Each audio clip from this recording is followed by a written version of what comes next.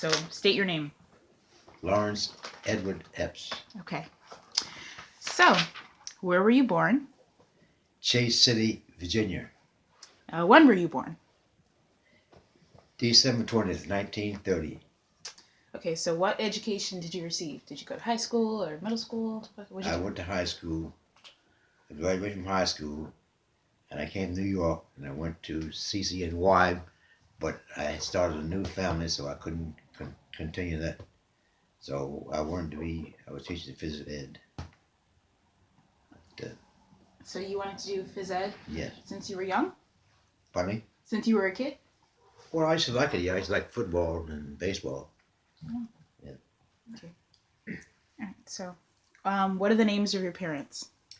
Mary Epps and George Epps. What did they do for a living? We were sharecroppers for until 1944, and we bought our own plantation down there in Virginia. Then it was 340 mile. Acres. Oh wow. Yeah. And So I moved to New York. Well, like I said, as soon as I graduated from high school, and I didn't like farming. why didn't you like farming? I don't like it. Just in those days, it's too much farm, too much work. What'd you like- Nowadays, you can do everything with tractors and whatnot. Then you had mules, and that's where you did your work with plowing mules and picking cotton and all that stuff. They don't do that anymore. We had raised tobacco, corn, all kinds of stuff. But I didn't like it because there's not enough money in it for me. Where did they go to school? But who? Your parents? Well, I'm not sure. You don't know. How many brothers and sisters do you have? Well, there was 7 of us. Yeah, it was 7 of us. But it's now only 4 of us. What happened to the other 3? Oh, they passed. They died. So what did they all do for a living when everyone was still alive? Well, my youngest baby sister, she was a teacher in New Jersey. She was teaching there for years. And my brother, which is my youngest brother now, Joe, he was an architect. And he traveled all over the world. As a matter of fact, you can get information from him. And my other sister she works in the bank. She was a bank teller there, and she came up to be the manager of the bank there. And my other sister, Blanche, she worked at a telephone company. She was also the head of the company there when she worked there. So what are your memories of your siblings when you were younger? Like, what are some strong memories? When I was maybe 11, 12, 13, I loved all of my family, all of my sisters and brothers. Did you ever get up to any trouble? Like, was there one moment where you guys got in a lot of trouble? We did sometime. No one knew about it but us. What was the big thing that happened that you thought you were going to get in trouble for it? You got away with it? Probably wrecking a truck. Yeah, that's about all. I can't remember. So what was it like growing up? Kind of rough, like I said. We were sharecroppers when I was a youngster. And we just sharecrop for every year. When you work sharecrop, what do you get out of it? Once you get that little money at the end of the year, you're right back where you start over again. You don't have nothing. You never have anything to show for it. And that's why it made me get out of there. Mm-hmm. So who did you sharecrop for? Like, explain what sharecropping is. Sharecropping is when you buy or share from the other man's land, and you would work that land and whatever land you use. I mean, whatever you made tobacco or cotton or whatever, you had to get a third of everything you made. You had to pay him at the end of the year a third of everything you made. So it was sharecrop. You had to share crop with the other man, mm-hmm. And I didn't like that. As soon as I was able to get out of there, I did. So. What was the man like that you had to? Oh, just wasn't one man. Any man, and most of the white people, we had to work for them because they had the land and we didn't have it. So my father would work every year, sometimes go to a different one next year, a year after that. But that's what that's how we did it. But I was didn't like it, never did like it. What did your rest of the family think about sharecropping? They didn't like it either, but we had no choice. Like I said, my father that was his decision, so we had to go along with it until we all got old enough to leave out Mm-hmm. and get away, and we all moved from Virginia to New York. Oh wow. Okay. So what was your neighborhood like? Of course, that What was your neighborhood like when you were younger? we Like had where to? we lived out in the woods. We didn't have no neighbors. I mean, nearest neighbor was about a mile and a half, 2 miles away. And they also sharecroppers, most of them. Mhm. So were you friends with only black people, or were you friends with Well, white that's all people? you were allowed then in those days. That you didn't have no white friends. You had to have all your friends had to be black people. So when you were younger, did you have any experiences with white people? Well, it's called his names, all his names, nigger name, and all that kind of stuff. And we had to fight sometimes. But I didn't. That was it. I had no friend no white friends. Um, so you mentioned before that you wanted to be a phys ed teacher when you Yeah. grew up. How old were you when you figured that out? Well, I was grown then. I came to New York in 1949, 1950, 51, and I started a family in 51. Okay, so how were your grades in school? No, I wasn't there that long, but I was doing okay. Yeah. But I was working days too, also. And I worked nights. I mean, I worked days. I was going to school at nights, and there was sometimes I fall asleep. That goes. So what was your first job? Let's see, my first job. I think I parked cars, but I was not allowed to drive them. I could just show them how to park them. And the guy had a paper on the paper. That's funny how it happened. He had a newspaper, art in the paper that he needed a black boy, a parking boy. And I went there. He wanted for like uh, 1 month, but he liked the way I did work, so he kept me there on about 6 months. And then from there, where I went to work in a restaurant as a waiter. Then I went from there. I went to arc. I mean, rain. I mean, soldering. I did soldering and making all kinds of tanks, oil tanks, and then I left there and went back to the restaurant, and that's where I made most of my money in the restaurant. I'm gonna stop. Why were you nervous about making friends? Well, I'm from the South. A lot of people in the South are very nervous and whatnot, and they just don't. I didn't like being friends too fast. So that took a while before I made friends. I had one or two friends. That was about all I had. So what were your friends' names? What were they like? Well, my friend was named Jimmy, and I had a friend named Vincent Steele. He was one of my friends. Uh, I can't think right now. It's been so long ago. But that was friends I had when I was a youngster. Were they all black or were they Yeah, different races? yeah.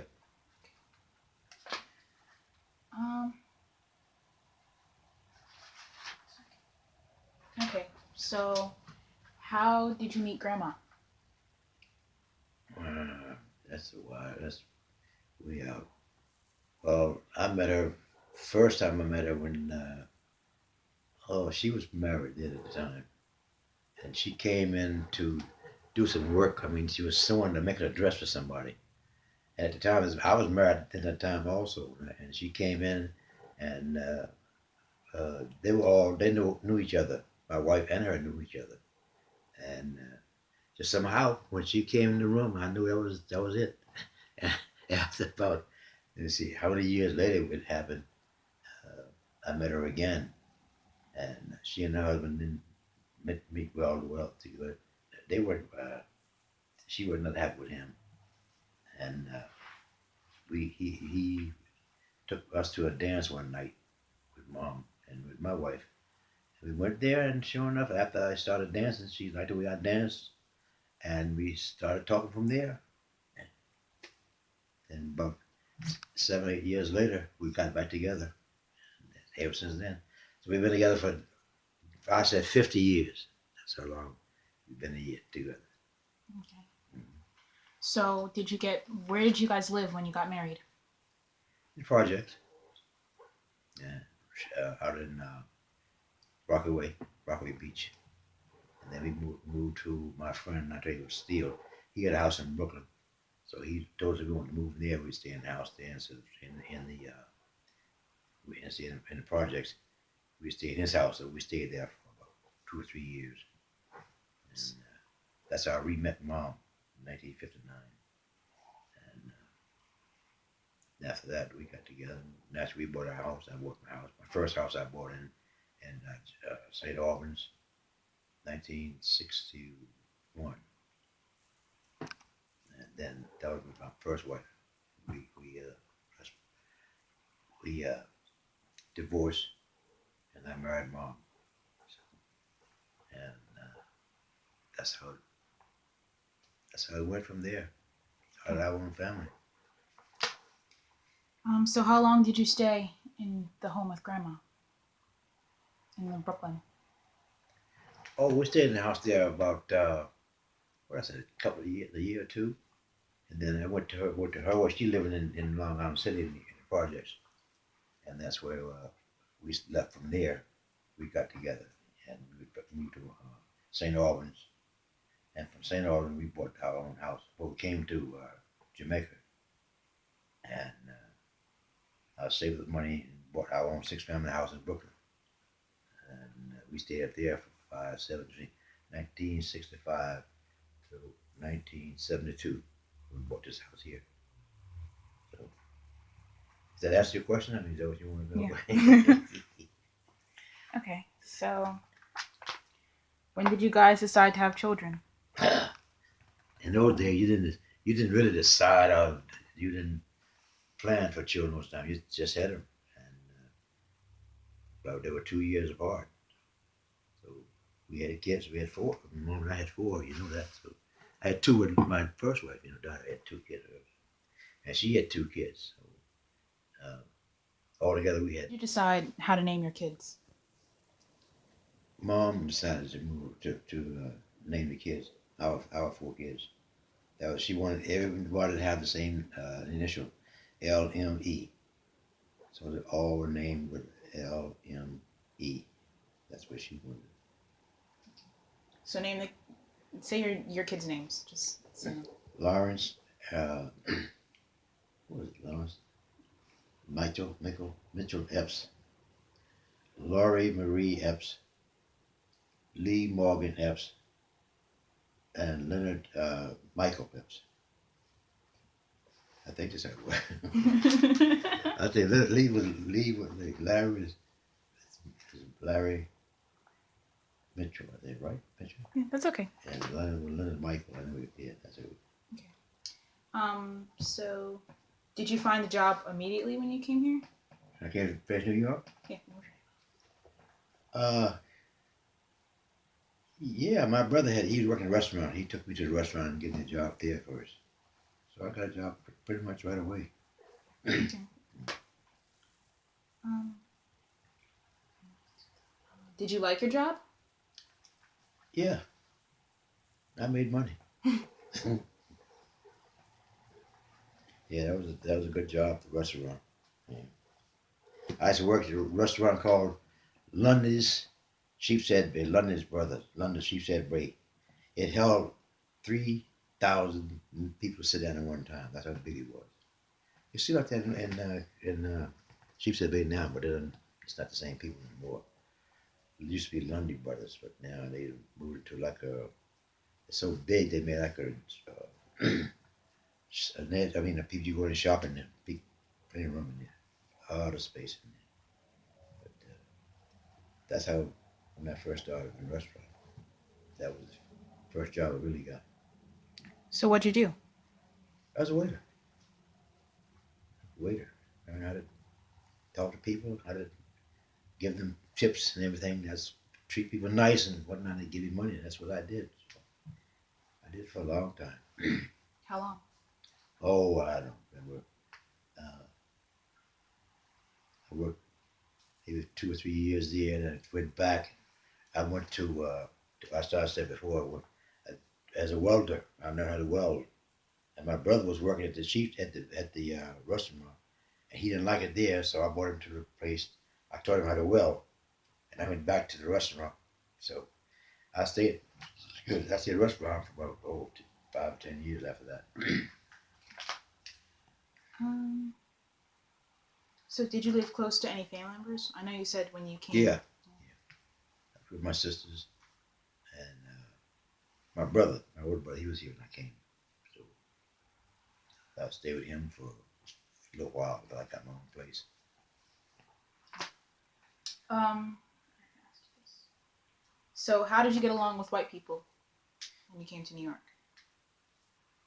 I didn't have no problem. I mean, not really, because I mind my business and they mind their business, and I had no problem. So, there's a big difference now, I tell you right now. So nowhere near like they used to be. White folks are. I had no problem, really. But now you see what's going on now, right? It's a big difference. So did you experience any racial discrimination? Like when you went out for jobs, did they deny you, or when you tried to get a house? Well, people were. Let's put it this way: when I went to get jobs or what I went to do, jobs, they didn't know whether I was Italian, Mexican, what you call it, Spanish, or what. They didn't know what I was it when they approached it. I went to work with people and they thought I was white, so I was going to give them my social security number and my name and everything. And his guy behind me give him his. He yelled out first, "He's white," because he was right behind me, a Spanish guy, Spanish Italian guy. So I said, "You want me to be white? Go ahead." I got a good job by that too, and I was ahead of the bill. I was another restaurant I worked in Staten Island, and I broke them all in as as a waiter. I went over there to show them how to be a waiter. I was working at a different restaurant at the time in the village. The steak, it's called a steak joint in steak joint in the village. And they asked me if I want to go over there and break them in. I said, yeah, I'll go into it. So that's what happened. So I was the head waiter there. And I stayed there for about 3 or 4 years. But they didn't know what nationality I was. So, Okay. not that I had anything to hide. I mean, this guy just said, hey, he's white. I said, that's what you want me to be? That's it. Okay. So did you have any darker friends? Oh, yeah. Oh, yeah. My friend, I tell you about Steve Benson. He has his own house in Washington, fellow. He's dark skinned. I didn't say anything about whether he was different from white folks. He treated me. He was a nice guy. So that's all I'm concerned about. Is you treat me right, I treat you right. That's all. So did you? I know you didn't experience any, but did you see any racial discrimination? Yeah, like I said, I just show people yeah, not say me less necessary, but I've been where people were discriminated a lot of discrimination. It's all over the world. It's just like it is there. It's gonna be that way from now until I've been around, and yeah, that's discrimination. It's still right now. So when did you guys decide to move to Roosevelt? 1972. Mom was coming home from work, not from work, from her sister to meet her in Manhattan, and I was supposed to meet her at the subway in Brooklyn. But I was working night and day sometimes. I was working 2 nights, so I would sleep, and I didn't wake up in time to meet her at the train in Brooklyn. I forget the name of the station now. When I woke up, I jumped up and ran down, and I saw her coming down the street, and she was crying. I said, "What happened to her?" And she said she was robbed. So 3 guys uh, robbed her from the uh, from the train station to our house. She wouldn't tell me who did it because she knew what was going to happen if I caught those guys out there. But how it did happen, I made her tell me where it happened at, and she finally told me when I came downstairs again. Who did I see? Those 3 guys that just mugged her and everything, and they went back up the street there. They didn't see me. Well, naturally, I didn't have a permit, but I could take care of business. So I followed them up to the house and where I called the police. And when I got there, the police met me there exactly the same time they were going into the apartment house that I was going to kill them. That's just how I felt about it. My wife was devastated. So when the policemen came, they caught these guys and they found out. He said, "You made a big deal." That's what he means. He said, "These guys been robbing for about 3 or 4 people in all around in this area here." It was a nephew and his uncle, and another guy was going around snatching past ladies' purses and whatnot. So they were happy I caught them. So they and then after that, she was afraid to stay in the house any longer. So we uh, left Brooklyn after 5, 7 years. We bought the house here in Long Island. Dad's told me a lot of stories about when you guys moved here, how they moved, the town line. Yeah, oh yeah. So tell me about that. Well, we thought we were moving in Baldwin, and for that reason because Baldwin High School or school were the number one schools in Nassau County. So it used to be the sign up here on uh, West Centennial and what street? Mm-hmm. That's where the line was. But we were here in Baldwin. As a matter of fact, this Baldwin sign is still on my home right now, my house. They moved it back to Baldwin now, but that was my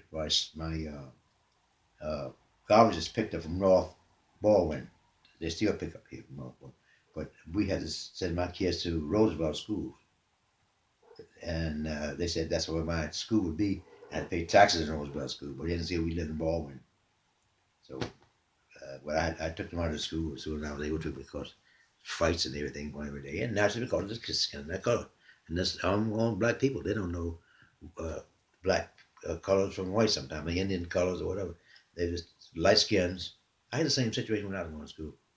They just didn't like black people. I mean, light skinned people.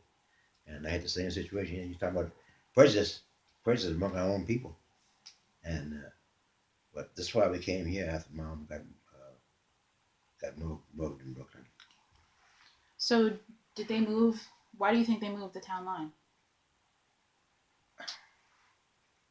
Because they moved because when I moved here, there was only one white family in this area. I mean, one black family in this area. And then when they moved out, as they moved out, the people would start. Well, when real estate people come to sell them a nice house or whatever it was, they bring them here. But they were black people. They were black folks, but they had money and like I did, and they bought a house. But this is what happened. One by one, they left here, and as they left here, they started changing the zones or whatever.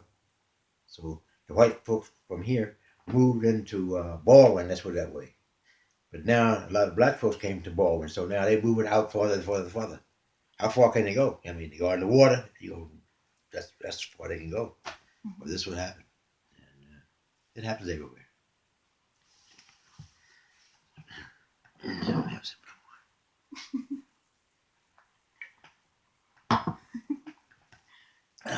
Okay. So you mentioned before that it was hard being light skinned. So what was that like when you were a kid? But just call me. What did you call me? Uh, Yellow, white. Call all kinds of names of station. I mean of colors. They didn't call me black because they didn't like that. And in those days, when you call a kid black, that was fighting for them. But it was fine for them to call me yellow and white and all kinds. They thought it was fine for them to do it. But when I called a black boy black, he wanted to fight. So I fought. So yeah, so what? Well, that's what it was. So did your parents ever talk to you about race or anything like that? No, not well. The white folks. Then it was. You didn't bother white folks and or to make friends with both better white folks. Never. No, just mind your own business. That's all. Just as long as you do what you have to do, don't worry about someone else. Did you talk to your kids about race? Yeah, skin don't really make a thing. Be a person and be what you want to be. You can be because you're white and someone a white brother. No one's better than you. So, white man or nobody, no better than I am for that concern. I always tell my kids, if they want to be something, do it. Try to do it. Um, did you get along with other blacks while you lived here? Yeah, that's that's about all. Well, so like I said, this is became a area of black people here. So, but I have nothing against it. The white people over here. As long as they treat me fair, it's all right with me. So how did you get along with other groups, like people that weren't black or white? Well, I've always been a loner. Let's put it that way. I stay to myself most of the time. I don't care a lot of friends. I don't like to have a lot of friends. I'm just be myself and do what I want to do, and that's it. I want to go see somebody, do somebody. Um, did you have any traditions from your childhood that you brought up here? Like, did you do anything in the South that people didn't do in the North, but you still did it? No, I can't think of anything right offhand. Uh, I'm just glad to get to New York. That's all. Get the hell out of Virginia. I mean, out of the South. I didn't like anything to do with the South. I'm through with it. Why And didn't you like the South I don't like besides the South. sharecropping? I didn't like sharecropping. I didn't like South because then it was real prejudice. Then you had when you came to New York, it wasn't as much prejudice as it is now. When you first came from the South to the North, you had treated a little differently. You know, you didn't have to want to call you a nigga. You didn't have the kind of thing. Now it's all over the world. So when I first came here, you would just treat you like another person. So, but it's always been here. You know, we've always had prejudice. Like I said, we're gonna always have it too. Um, so, what was the most important moment in your life? Yeah, that's hard to say because my wife up there was the beautiful woman there. And uh, I knew other women too. This was that was number one there. Johnsy, the only name you ever see. No one else had that name but her. You know. Did you know that? No, there's no other woman, no other Johnsy. And we have people, Jolene and Johnny and all the kind of name. Johnsy is the only woman that has that name. You know how that happened? Tell me. Okay. Her son was graduating in North Carolina from school. What? Yeah, her, her youngest, oldest son, she had two sons. Yeah, and she went down. She was pregnant. She went down there for the graduation. And while she was down there, she hadn't pregnancy as long as she did. While she was there, she went into had a child. What is it? She had Labor? great labor.